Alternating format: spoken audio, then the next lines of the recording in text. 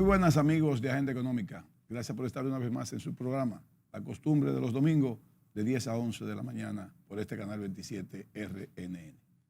Luis Manuel Piantini y un servidor están acompañados de dos personas muy importantes para el programa. Uno es nuevo porque está invitado, Roberto Argüello de Miami, y el señor Fernando Antonio Sucre Michés desde Panamá, un especialista, un abogado licenciado en Derecho, especialista en fiducia.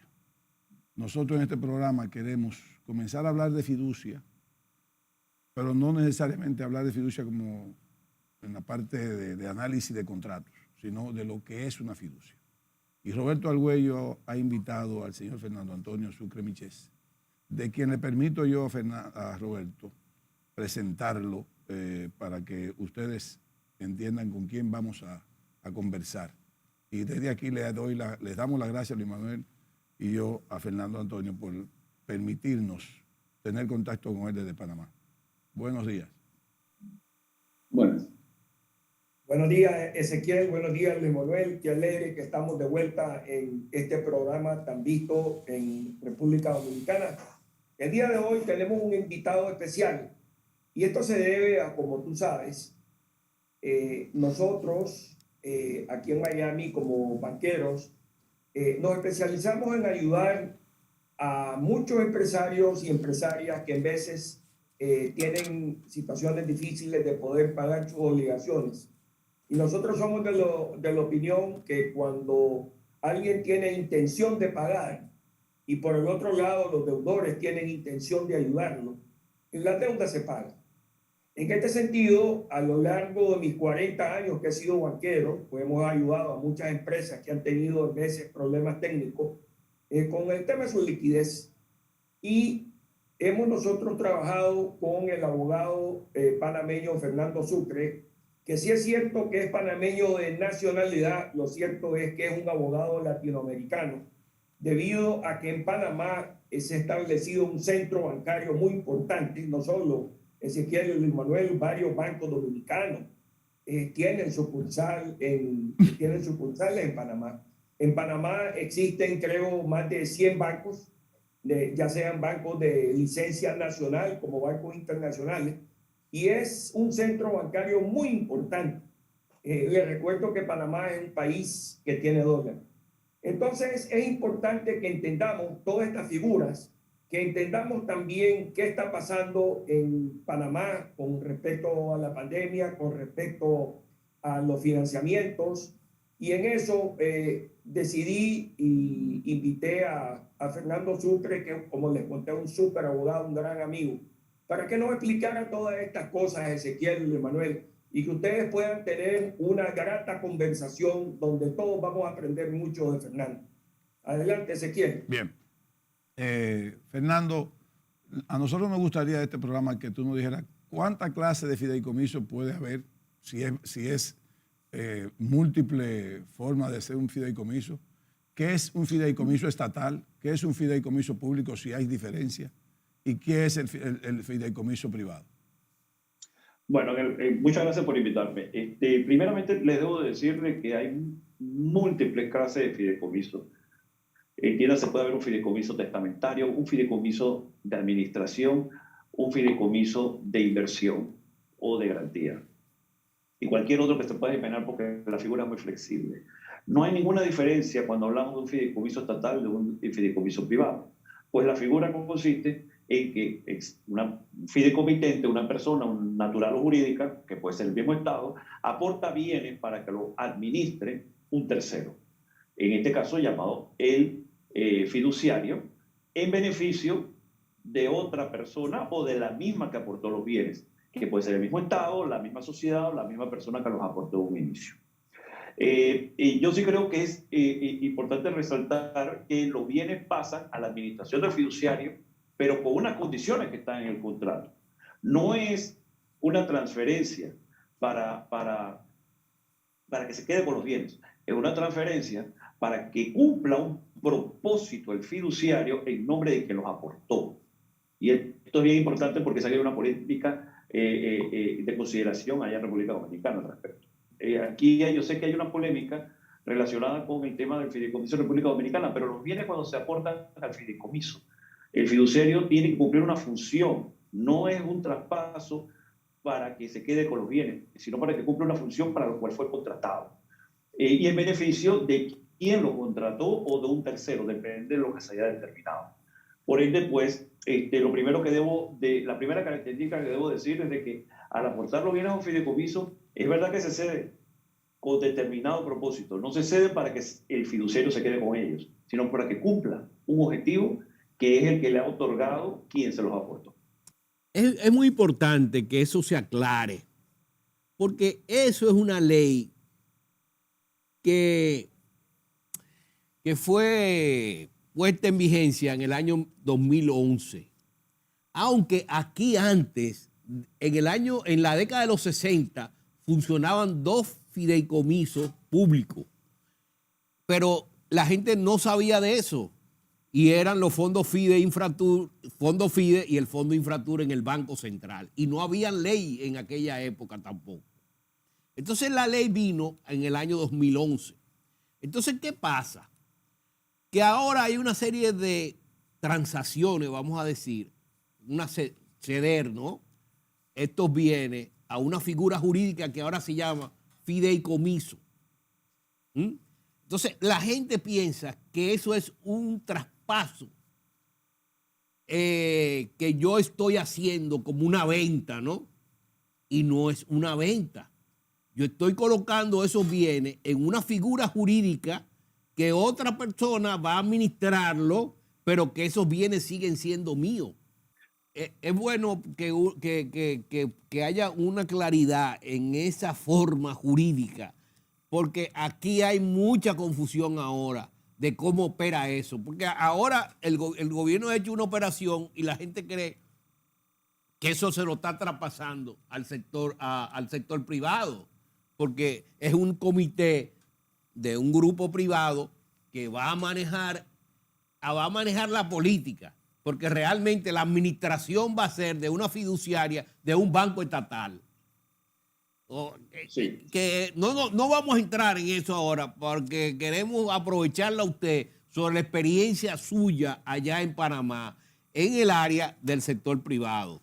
Pero la figura en sí es lo que yo quisiera, que hubiera una claridad para el público de qué es esa figura y cuál es la diferencia con una compañía, por ejemplo, un contrato de ceder un bien hacia una compañía. Ok, yo creo que yo conozco el debate de lo que está sucediendo y sé que mucho de lo que se dice es de que se ha privatizado en alguna medida lo que se traspasó en el fideicomiso. Vuelvo a lo que comentaba al principio. Es evidente que el Estado ha cedido, ha traspasado en fideicomiso una determinada obra, pero no la traspasó con el fin de privatizarlo. La traspasó a un fiduciario, que en este caso entiendo que es el Banco Central de ustedes. Banco de Reserva.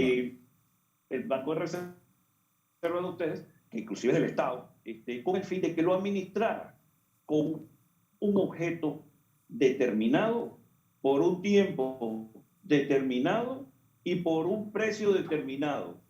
El fideicomiso pudiera ser gratuito, por supuesto que sí, pero se pactó un precio, porque cuando uno adquiere la responsabilidad fiduciaria y recibe unos bienes, cualquiera que ellos sean, eso conlleva una administración detallada, una rendición de cuentas, informes al regulador, que de seguro que ustedes tienen regulador también, y conlleva un trabajo que no es poco. No es poco porque, ¿por qué? Porque han dado en fides que viene del derecho romano, en confianza a un tercero que administre o cumpla un propósito. Esa es la figura del fideicomiso. Lo que sucede en muchos países latinoamericanos, no voy a decir que todos, porque en Colombia no es así, la figura del fideicomiso es poco conocida. Vamos, por ejemplo, al caso de Panamá. Cuando aquí se privatizaron las empresas estatales, te estoy hablando en los años 90, se creó un fondo donde se depositaron todos los dineros que se recibieron de esas ventas. Ese fondo no se puede tocar únicamente para determinadas circunstancias que son educación y salud. Y se alteró la norma con la pandemia porque se necesitaba el dinero, porque era una reserva del Estado. Pero ese fondo está administrado por un fideicomiso del Banco Nacional de Panamá. Y ese fondo tiene una junta directiva que toma decisiones de dónde se invierte ese dinero. Ese dinero no se transfirió en fideicomiso para regalárselo a nadie. Eso es en beneficio del propio Estado. Y eso es lo mismo que está sucediendo en el caso de ustedes, que ha sido muy cuestionado. Pero bueno, ya que estamos en el tema, es sin querer que caiga uno en las cosas, ¿no? Nosotros tenemos una planta que se llama Punta Catalina, que costó 2.400 millones de dólares, algo más, algo menos. El Estado lo que anda buscando, si se quiere, entonces es una administración privada. El presidente nombra un comité técnico y también traspasa a una fiduciaria la responsabilidad financiera, si se quiere. Después que yo tengo... Sí, es financiera.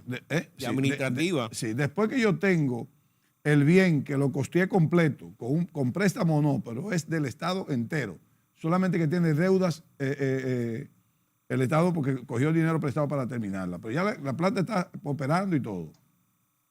¿Qué sentido tiene? Y eso lo hago de manera que quiero una opinión muy profesional, porque por eso con mucha certeza Roberto te invitó, y sobre todo objetiva y no tiene nada que ver con el país. ¿Para qué yo, si ya tengo la planta, la tengo operando y tengo un administrador ahí, para qué necesito una fiduciaria? ¿Por qué la necesitaría? Pero fíjate algo también, Ezequiel. El Estado traspasa activos, no traspasó ningún pasivo. El Estado se quedó con todo el pasivo. Sí. O sea, los préstamos se quedó el Estado con ellos y lo que le traspasó a la fiduciaria fueron solamente activos. ¿Para qué necesito una fiduciaria? Quisiera yo, objetivamente hablando, que tú, si puedes contestar, no dé la respuesta. Yo revisé el contrato que se suscribió y motivo de esta conversación. Primero, por transparencia. Al ser una empresa o tener la licencia fiduciaria, el banco que lo está manejando con banco estatal, lo que están buscando es transparencia. ¿Qué sucede? Esos son proyectos extremadamente cuestionados. El Estado, ¿qué ha traspasado?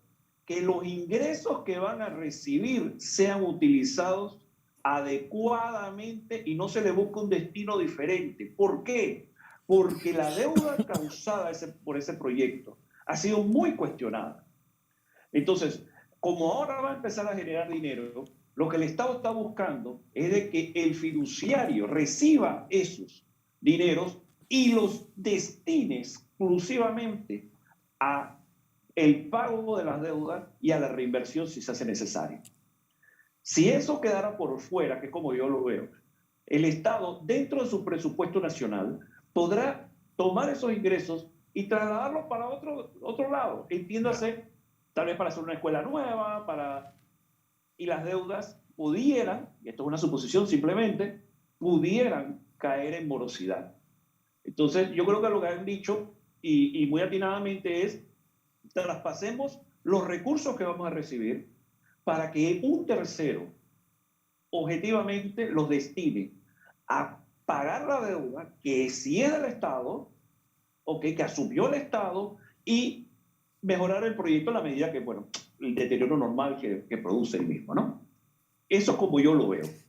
Y que me parece lo más inteligente que han hecho, porque es que el proyecto fue muy cuestionado. Y como fiduciario ahora va a tener que rendir una serie de informes y llevar una serie de controles que en el Estado, con un cambio, simplemente con un cambio de gobierno, pudiera cambiar toda la figura. Ok.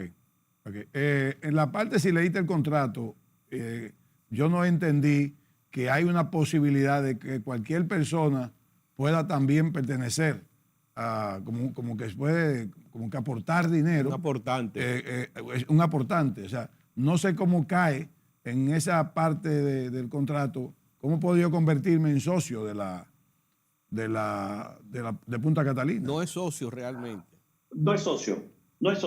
Eso es lo que usted está ya mencionando, se llama fideicomiso fideicomitente adherente. ¿Eso qué Ok. significa? Exacto. De que, le repito la figura, el fideicomitente es quien aporta los bienes. Ajá. ¿Y qué es lo que puso el Estado? Que la ley de ustedes es igual a la panameña.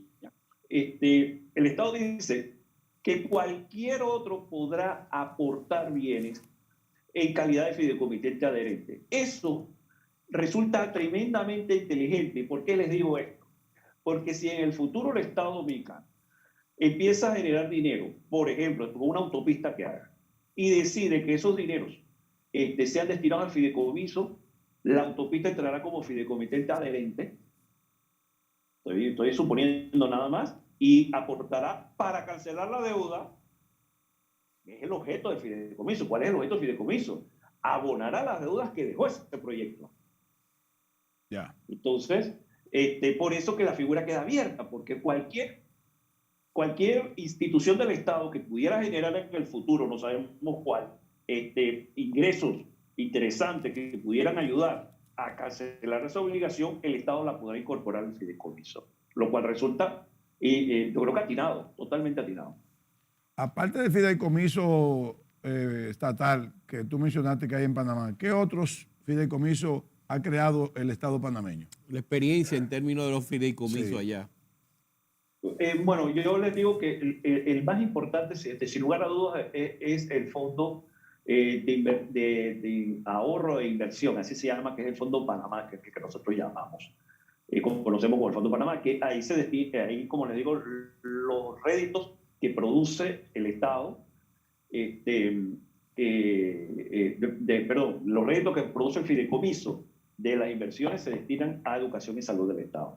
También hay un caso muy sonado de hace unos años, de la administración pasada, donde un importante empresario panameño con influencias en toda Latinoamérica fue incluido en la lista Clinton.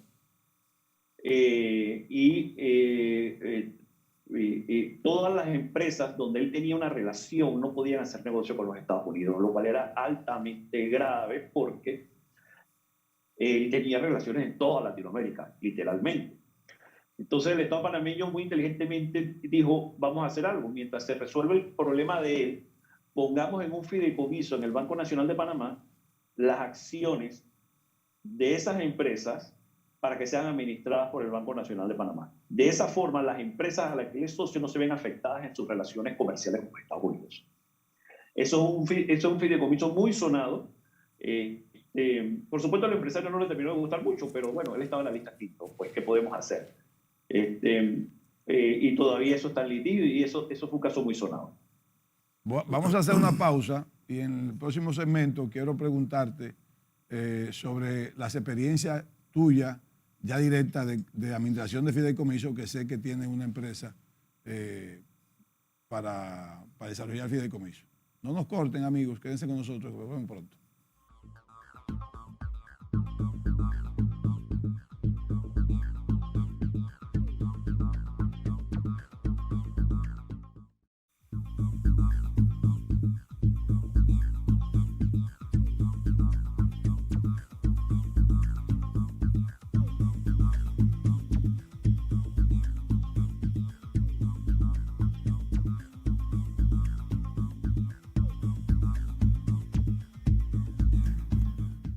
Continuamos en Agenda Económica. Hoy estamos hablando con el licenciado en Derecho panameño, Fernando Antonio Sucre Michés. Sí, mira, Roberto tiene un muñequito ahí atrás, yo no sé, se parece a quién, A Bush. a Trump. A Trump. Bush. Se volvió trompista el hombre. Los lentes de Biden y el retrato de Bush. Mira, Al lado de Reagan. no, el Biden, sí, el piloto. Un piloto en caída, como decía ayer en el programa en Honduras, un piloto en caída. Mira, Fernando, con relación al ejemplo que tú ponías antes de la pauta, allá en Panamá, del empresario que tenía la dificultad y le colocaron los bienes en una fiduciaria. Es interesante el caso, ¿no? Porque este señor siguió manteniendo su bien. Lo que pasa es que ahora estaba en un instrumento jurídico donde otro administraba esos bienes y los ingresos de esos bienes iban a ese instrumento jurídico y no a las manos de este señor, ¿no? Pero el señor tampoco perdía sus bienes, o sea, eran bienes de él que había aportado o el Estado se lo había puesto en ese instrumento y no perdía mercado hasta que se arreglara el asunto, ¿no? Eso fue como algo provisional. Es para que se vea que el dueño de esto, de la planta aquí, que es el Estado, no va a perder la propiedad del bien porque lo ponga en ese instrumento jurídico. Además, es el mismo Estado que lo va a administrar a través del Banco de Reserva. Pero bueno, lo interesante es conocer la experiencia tuya en tu negocio fiduciarios en el sector privado allá en Panamá. Bueno, nosotros básicamente en Panamá la figura del fideicomiso está empezando a penetrar de manera importante como una alternativa para operaciones bancarias y bursátiles. Nosotros en la fiduciaria recibimos bienes para garantizar préstamos con los bancos. Anteriormente, históricamente, el panameño que pedía un préstamo para comprar una casa en los bancos hipotecaba la casa mientras durara el préstamo. Ahora los bancos no hipotecan la casa, sino que transfieren la casa a un fideicomiso para que en el evento que el deudor incumpla, pasen los bienes inmediatamente al banco. ¿Qué tiene esto? Bueno, de extraordinario, bueno, que no hay que ir a los tribunales de justicia, porque las partes han suscrito un contrato en el cual en el evento de incumplimiento, la fiduciaria simplemente, con una notificación de incumplimiento, entrega los bienes al banco y en el evento que se cumpla con la obligación y se pague la totalidad del préstamo, le entrega el bien al legítimo propietario. En materia bursátil ocurre algo similar. Se hacen emisiones de valores, sobre todo de bonos, en los cuales se aportan bienes para garantizarle a los bonohabientes que esa emisión tiene un respaldo. En el evento de que el emisor no pueda cumplir con sus obligaciones, yo como fiduciario liquido los bienes que han sido entregados y le pago a los bonohabientes sus inversiones y los intereses, porque normalmente los bienes que se aportan tienen que superar el valor de la emisión colocada. O sea que, aunque yo me vaya por debajo y tenga que liquidar los bienes por debajo de su precio, siempre me quedará lo suficiente para pagar a todos los bonavientes. Esas dos figuras son las dos figuras que más se están utilizando ahora en Panamá, que la gente está empezando a conocer de verdad. En un país como el de nuestros vecinos Colombia, en Colombia la fiducia se usa para todo. Y es muy conocida y muy desarrollada, que la empezaron a desarrollar en el año 41. Nosotros estamos viendo, y yo creo que eso es lo mismo que está pasando con República Dominicana. Esta es una figura que ustedes, si bien ya era conocida en los años 60, volvió a emitir una norma en el año 2011 y la están empezando a descubrir. Y todas las ventajas que tiene utilizar esta figura. Pues en el año, nuestra legislación era del año 84 y se transformó en una nueva legislación en el año 2017 y entonces ahora la gente lo está descubriendo y el Estado no es una excepción en ese descubrimiento, ¿no? Ya. Sí, interesante. Y eso de las acciones es mucho más interesante. Ahora, hay un paso ahí en la parte de las acciones que yo no entendí mucho. Tú pones las acciones y el bien también en manos de la fiduciaria. No. Tú me estás hablando de las garantías bursátiles. Sí, de la bursátil. Ok, no. En los bonos, cualquier va al mercado, la bolsa de valores, y adquiere sus valores. Sí. Ok, pero ellos saben, porque hay un prospecto informativo que dice esos valores están garantizados con X bienes, cualquiera que sea, puede ser bien inmueble, puede ser dinero en efectivo, Okay. y los tiene tal fiduciario.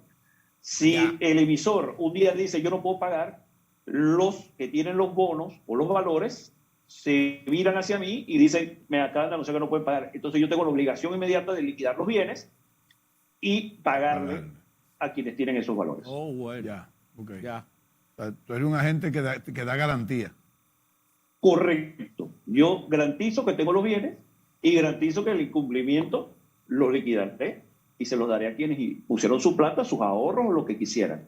Y que los bienes la venta de esos bienes van a ser suficiente para cumplir con los compromisos. Sí, claro, porque siempre se pone que el valor, el monto que se va a aportar en garantía, en el fideicomiso, es superior al monto de colocación bursátil. Claro, porque si yo tengo que correr a vender, tal vez tengo que liquidar por debajo del valor de los bienes que me dieron. Entonces, por eso siempre se pone un extra, ¿no? Siempre se pone 110, 120% del valor de la emisión.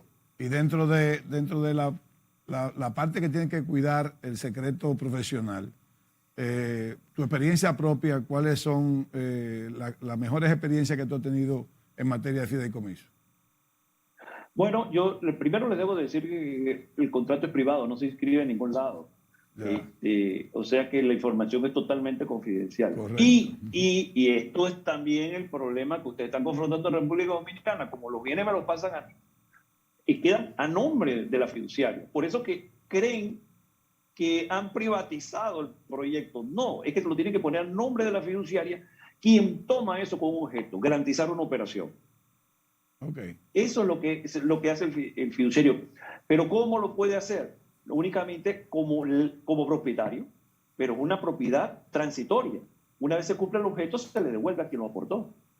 Ya, bueno. En este caso, la fiduciaria es estatal también. O sea que es el propio Estado que se queda también con el bien, ¿no?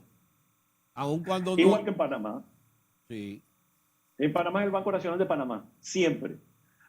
Ellos son lo que hacen los fideicomisos, todo lo relacionado con el Estado. O sea que si algo sale mal, es el mismo Estado el que tiene todo el control. Entonces, en esos, normalmente cuando se hacen esos fideicomisos, se nombran consejos conformados por personas que conocen del tema. Entonces, que no necesariamente es un ministro de Estado. A veces se ponen empresarios reputados que saben cómo administrar los bienes adecuadamente. Entonces, también causa más extrañeza, porque si no conocen la figura, dicen por qué han puesto a tal o cual persona que ni siquiera trabaja para el Estado, pero es que tiene la experiencia. Sí, la experiencia, pero fíjate, aquí el que va a administrar de verdad es la propia fiduciaria del Banco de Reserva y la que va a recibir el dinero por administración. O sea que se está diciendo, no, el sector privado ahí se va a empapar de dinero, se va a llenar de dinero, todo eso va a ir al sector privado. No, es que realmente el administrador va a ser la fiduciaria pública y ese comité técnico privado lo que va es a trabajar en políticas de administración y políticas de manejo, de inversión, en la parte operacional también para ser más eficiente. Pero no va a operar en sí, sino son las políticas que van a salir de ese comité. Excelente, así mismo es. Eso es exactamente la explicación. No hay ningún empresario que se va. Claro que si el empresario va a una reunión, yo no sé si le pagarán alguna dieta, pero su tiempo también cuesta dinero. Claro, Sí, son profesionales.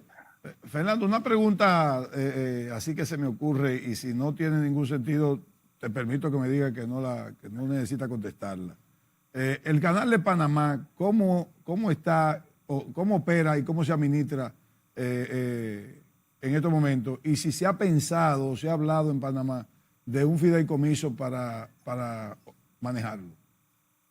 El canal de Panamá tiene legislación especial. No está bajo un fideicomiso. En el año, no recuerdo, 90 y algo, se modificó la Constitución de tal forma que pudiera creársele un sistema especial al Canal de Panamá. El Canal de Panamá tiene legislación laboral especial, no está regulada por el Código de Trabajo panameño.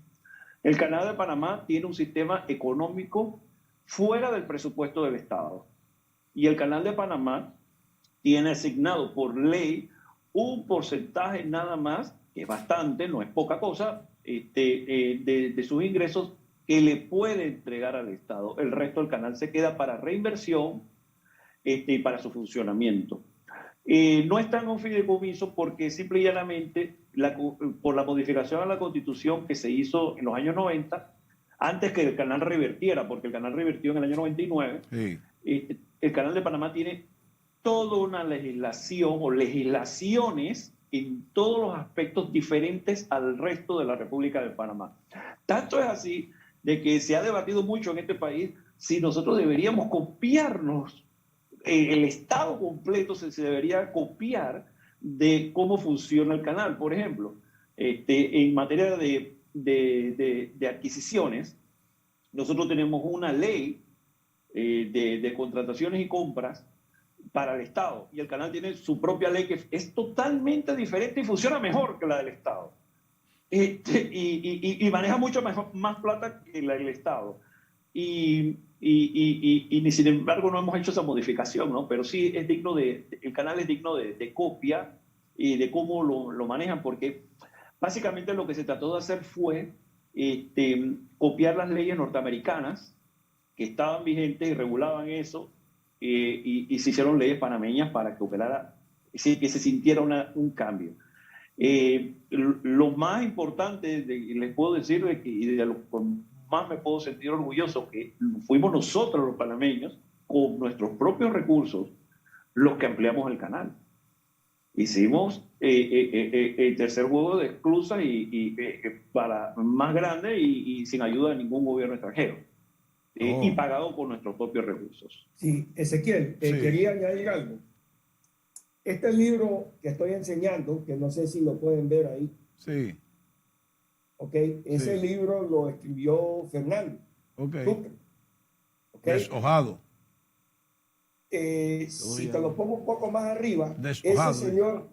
ese señor que está ahí fue presidente de Panamá y hoy es el presidente de la Junta Directiva del canal. Ok. O sea, que el historiador de él es Fernando. Entonces, sería interesante, dado que le hiciste la pregunta, Fernando, sobre el canal, que inviten al doctor Royo al programa, donde Fernando lo puede presentar, porque el canal de Panamá indudablemente es importantísimo para Dominicana. Pues. De ahí vienen todas las cosas de China. Y podemos aprender muchísimo del doctor Royo, que es una institución. No sé, Fernando, si nos podés añadir algo sobre el doctor Royo.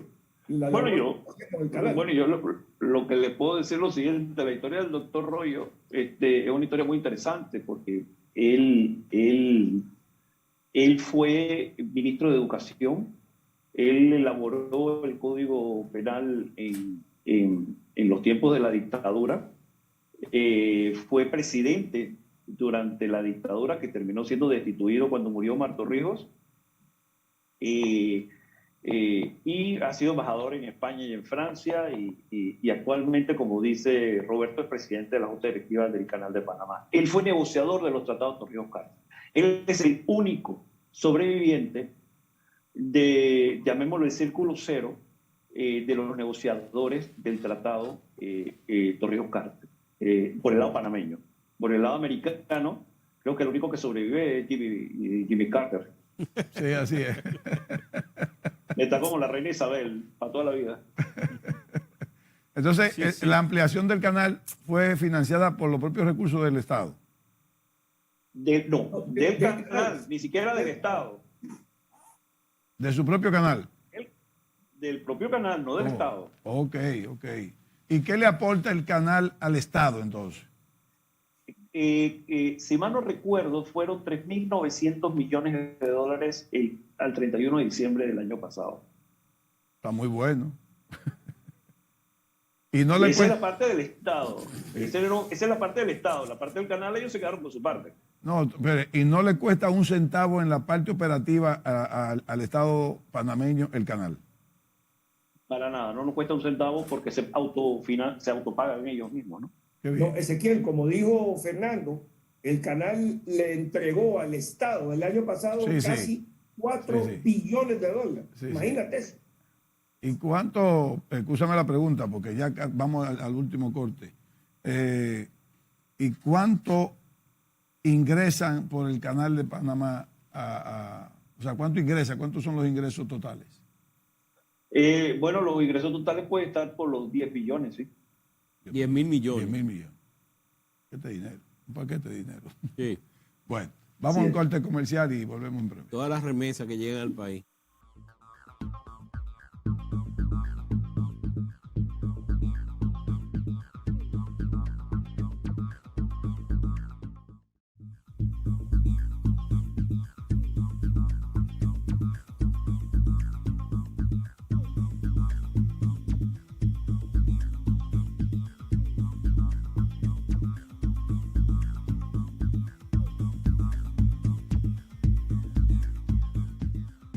Bien, continuamos con el licenciado en Derecho, Fernando Antonio Sucre Michés. Fernando, si tiene alguna cosa más que aportar sobre fiduciaria, te pedimos que lo haga en los próximos minutos, porque si no te paso a una pregunta que ya no tiene que ver con fiduciaria y te pido disculpas adelantadas por la pregunta que te voy a hacer. Panamá Perdón, sí, dime. Bueno, no tendría más nada que aportar, lo único que yo creo que hay una desinformación en cuanto al uso que le han dado al fideicomiso ustedes en República Dominicana. A mí me parece que lo más transparente y lo más adecuado que pueden haber hecho, que esos recursos sean administrados en beneficio del pago de esa extraordinaria deuda que les dejaron y que sé que están en los tribunales de justicia. Antes de eso, sí. Ezequiel, antes del programa habíamos hablado con Roberto, antes de ayer, de la experiencia que tú habías tenido en resolución de deuda de empresas ahora con relación al problema de la pandemia, que habían caído en problemas, y era básicamente utilizando los fideicomisos. Entonces, ¿cómo si nos podrías hablar un poco de eso?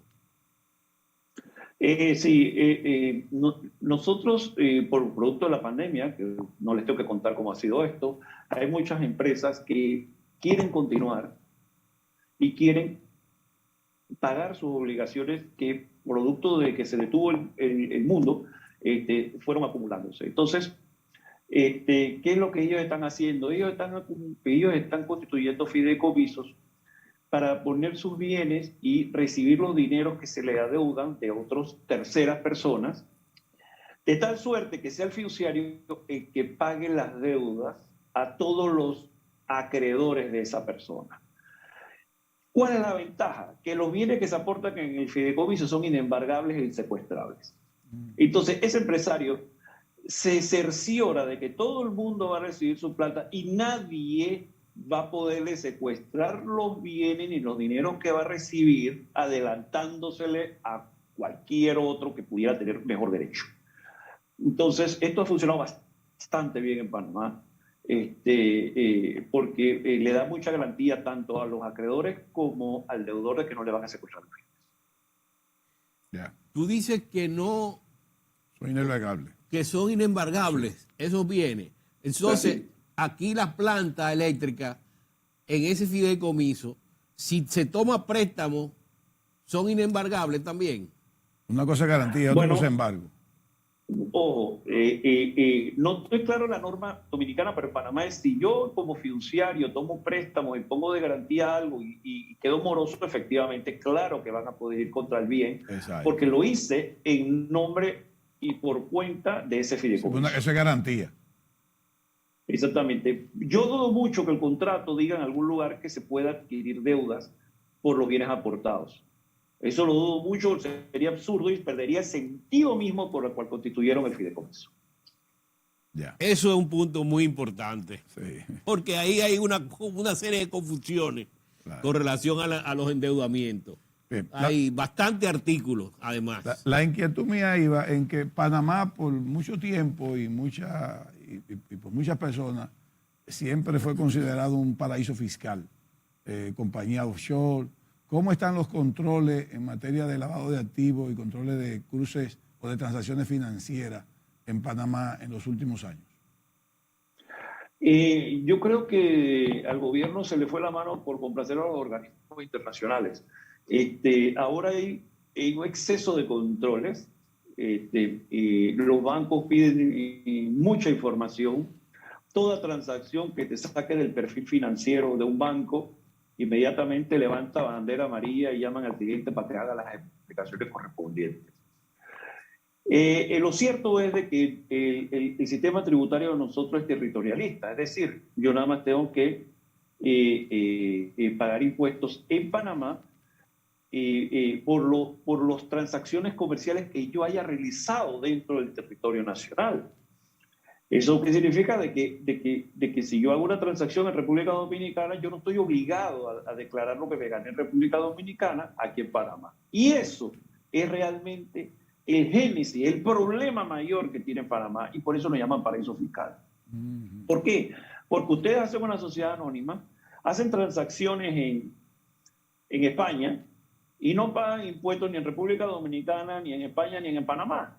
Entonces, ahí las tendencias ahora, y sobre todo en la última reunión del G20, es que esto se debe suspender a nivel mundial. Por eso que ustedes cuando ven en la reunión del G20 que se llevó a cabo en noviembre, ellos dicen que las plataformas digitales tienen que pagar un mínimo del 15% en los próximos 2 años.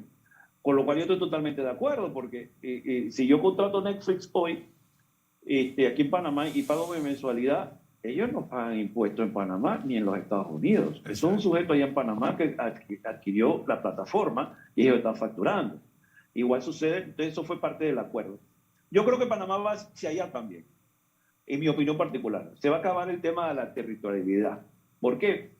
Porque ahora es más fácil hacer negocios sin estar en ningún lado. La tecnología nos permite ahora hacer una transacción y ganar dinero sin yo haberme movido de cualquier parte del mundo. Entonces, eso es hacia donde va el mundo. El mundo va a ser que tú vas a tener que pagar impuestos en algún lado vas a tener que pagar impuestos por haberlo generado. No importa qué es lo que diga la ley de tu país. Y eso, bueno, y esa percepción la saco de la última reunión del G20. Es bien claro de que el G20 dice que la plataforma, que es el mejor de los ejemplos, van a tener que empezar a pagar impuestos del 15% como mínimo, porque ellos están generando a 2 manos en otro territorio y no lo declaran en ningún lado. Bueno, eso sería para las empresas, pero para las personas físicas hay los Bitcoin. Esto es otra dificultad. Ya nosotros hemos escuchado declaraciones de Christine Lagarde, la ex presidenta del Banco Europeo, donde decía que eso no era una moneda. Y yo creo que a la larga, o tal vez a la corta, terminan descabezando el Bitcoin, porque los estados se van a meter a emitir sus propias regulaciones de moneda de moneda de ellos. La Reserva Federal hoy por hoy, sí, la Reserva Federal ahora, y hay un informe que lo pueden buscar en el internet, la Reserva Federal hoy por hoy tiene un informe de sus avances y cómo ellos ven que se va a hacer la operación completa. Están atrasados, porque la realidad es que ellos están atrasados. Europa también está discutiendo en el Banco de Bruselas, el Banco Central Europeo, la moneda del euro virtual. Pues los chinos crearon su propia moneda virtual. Los chinos. Y está prohibido el Bitcoin en China. Y en China el Bitcoin está prohibido.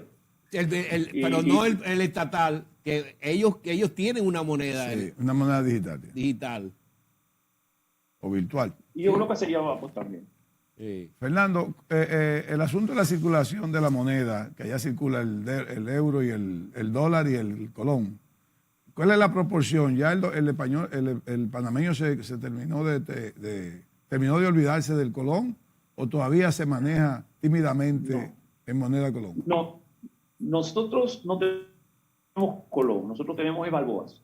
Balboa. Nosotros no tenemos, Balboa. Sí, balboa. Nosotros no tenemos balboas, nosotros tenemos dólares. Aquí Ya. no hay ningún lado con balboas. Aquí todo es con dólares. Los bancos nada más reciben dólares. Es más, los billetes de balboa que se emitieron en el año 41 son de colección. Y se venden caros, porque son de colección. Y si yo llegase a un banco ahora a depositarlo, de seguro que me sacan de una vez del banco. O sea, no está oficialmente ya sacado de circulación, pero ya el pueblo no maneja el Balboa. Eso es moneda que eran monedas. Eran monedas. Sí, y siguen siendo monedas, o sea, hay monedas. Yo tengo monedas de 25 centavos de 25 centavos de Balboa. Eso sí circula normal aquí. Eso no es el tema, pero todo es con dólar. Aquí, no. Yo, cualquier intento, yo estoy seguro que puede tomar un gobierno en este país con cualquier intento de hacer ese cambio. ¿Cómo está la estabilidad económica ya y cómo está la paz social y la estabilidad política? Yo creo que nosotros todos somos del mismo barrio en Latinoamérica. Todos nos seguimos quejando del tema de la corrupción. Y efectivamente hay una percepción de corrupción latente. No vemos que vayamos a tener un giro a la izquierda. La izquierda históricamente en este país, cuando ha corrido las elecciones, ha perdido abrumadoramente a tal punto de que sacan el 0.5% de los votos. Una cosa así, muy ridícula. Así que no veo un giro a la izquierda. Veo a Ricardo Martinelli, el expresidente, corriendo nuevamente y saliendo ganador. Si las elecciones fueran hoy, él saldría ganador sin lugar a dudas. No sé, todavía faltan 2 años para las elecciones. Sí. Como Balaguer. Sí. Y en cuanto a la paz social, yo creo que el tema con el panameño, que el panameño es muy tolerante. Entonces hablamos mucho de la corrupción, hablamos mucho de lo que nos molesta o los intentos de negociado que hubo durante la pandemia, como en todos los países latinoamericanos, pero no hacemos nada. Somos muy tolerantes. Ya. ¿Y el crecimiento inmobiliario? ¿Siguen haciendo edificios? No, eso está muy detenido. Okay. Eso está detenido, pero por la pandemia, por más nada. Ojo. Acuérdate, cerramos aeropuertos, cerramos puertos, cerramos todo. Entonces, aquí hasta ahora es que ya no estamos volviendo a reactivarnos desde, yo diría como desde abril, mayo del año pasado nos empezamos a reactivar nuevamente, pero con pasos pequeños, ¿no? Así que yo no veo que el tema de la construcción y del boom económico que hubo hace unos años lo volvamos a tener hasta dentro de un par de años. Esto, yo interpreto lo que ha pasado en el mundo como una guerra mundial, y todas las guerras duran un promedio de 3 años. Ya. Panamá fue uno de los países de más rápido crecimiento el año pasado. Creo que el segundo. Se quedó un poquito por la de nosotros. Fernando Antonio. Mira, Ezequiel, Sí. quería añadirles algo que no ha pasado en Dominicana. Antes de la pandemia, en Panamá se construyeron miles y miles de cuartos de hoteles. La oferta hotelera de cuartos pasó y se triplicó y cuatriplicó. Y 6 meses antes de la pandemia había más de 100 hoteles en Ciudad Panamá, de los cuales 70, 80 estaban muy golpeados económicamente. La pandemia los mató. Muy buen dato. Fernando. Entonces, a diferencia de Dominicana, donde ha habido una expansión de hoteles, claro, pero no con la cantidad de hoteles que han habido en Panamá. Lo bueno es que en Dominicana se mantuvo abierto el aeropuerto. Sí. Todavía las enormes cantidades de turistas que no podían ir a otros lados iban a Dominicana. En Panamá, creo, y Fernando lo puede explicar, a pesar que tiene una super línea aérea que es Copa, que es una línea aérea de calibre mundial, creo de que se cerró el país y eso terminó con muchos hoteles que de por sí ya estaban muy débiles debido a que la oferta hotelera se había cuatriplicado. Bueno, no sé si Fernando quisiera explicarte un poco más.